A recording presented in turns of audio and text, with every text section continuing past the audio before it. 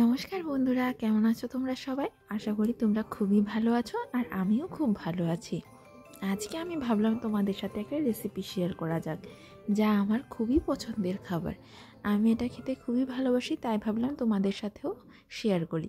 এটা খুবই সুন্দর হয় এবং নরম হয়, খেতে খুবই ভালো লাগে, তাই ভাবলাম তোমাদের সাথে শেয়ার করি। তো চলো শুরু করা যাক। এইখানে একটি পাত্রে আমি নিয়েছি 2 কাপ সুজি। তাতে আমি ঢেলে দিলাম 1/4 কাপ চিনি।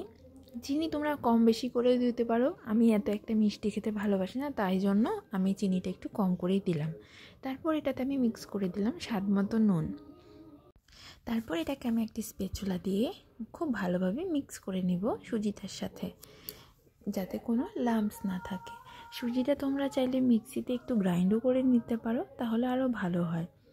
তারপর আমি এখানে মিক্স করলাম দুধটা তোমরা আস্তে আস্তে করে মিক্স করবে, প্রথমে একটু দেবে। তারপর আমি টোটাল দুধ 1 কাপ মতো ইউজ করেছি, এখানে 1-1.5 কাপ ইউজ করেছি।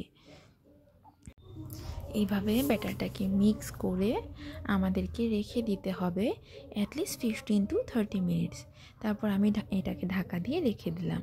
আর আরেক দিকে আমি বসিয়ে দিলাম নারকেল আর গুড়। নারকেলটা অবশ্য আমাকে আমার শাশুড়ি মায়ে কুড়িয়ে দিল।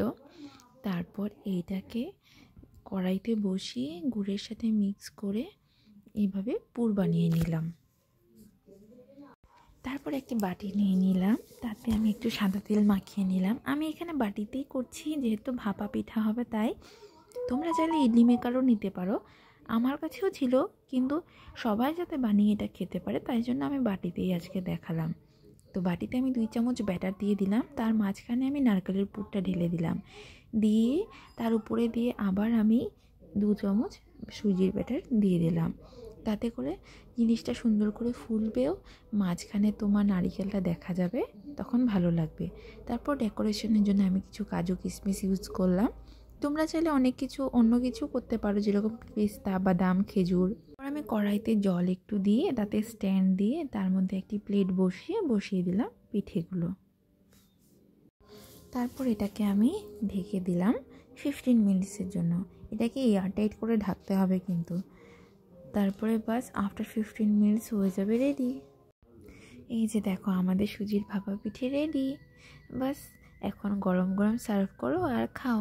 এখন আমি এটাকে এখান থেকে উঠিয়ে নিচ্ছি চামচের সাহায্যে, তোমরা চাইলে চাকু দিয়েও করতে পারো। আমি যতটা সিম্পল পারলাম অত সিম্পলভাবে দেখাতে চেষ্টা করলাম। তোমরা অবশ্যই বানিও আর খেও। আর যদি আমার এই ভিডিওটি ভালো লেগে থাকে তাহলে প্লিজ লাইক, কমেন্ট এবং শেয়ার করবে, এবং সাবস্ক্রাইব অবশ্যই করে যাবে আমার চ্যানেলটি, এবং কমেন্টে জানাবে যে কেমন লাগলো এই পিঠেটি খেয়ে তোমাদের।